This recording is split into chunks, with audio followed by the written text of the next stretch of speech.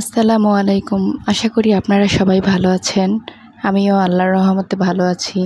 এই যে আমার ছেলে আর আমার খালাতো ভাই এখানে খেলছিল। এটা হচ্ছে আমাদের খালামণির গেস্ট রুম। গেস্ট রুমের সাইডেই একটা ব্যালকনিও ছিল।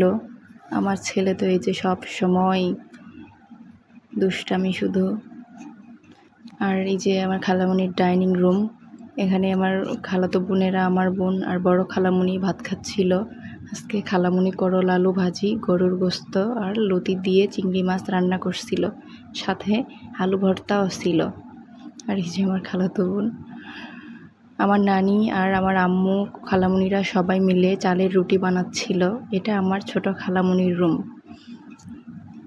এখান দিয়ে বাহিরের পরিবেশটাও দেখা যায় খুবই ভালোভাবে। আমার ছেলে আর এই যে খেলতেছিল। এখানে পাশে একটা বাথরুম আছে। আর এখানে এই যে আমার ছোট খালামণির রান্নাঘর, ছোট্ট একটা রান্নাঘর। আমার কাছে তো খুবই ভালো লাগছে রান্নাঘরটা। এটা আমার খালাতো বোনের রুম, মানে মাহির রুম।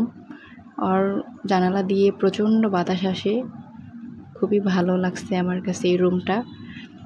আর এই যে আমার খালাতো বোন তার বিড়ালকে গোসল করাইতেছিল। বিড়ালটা কান্নাকাটি করতেছিল, গোসল করতেই চায় না, তাও জোর করে গোসল করাচ্ছিল।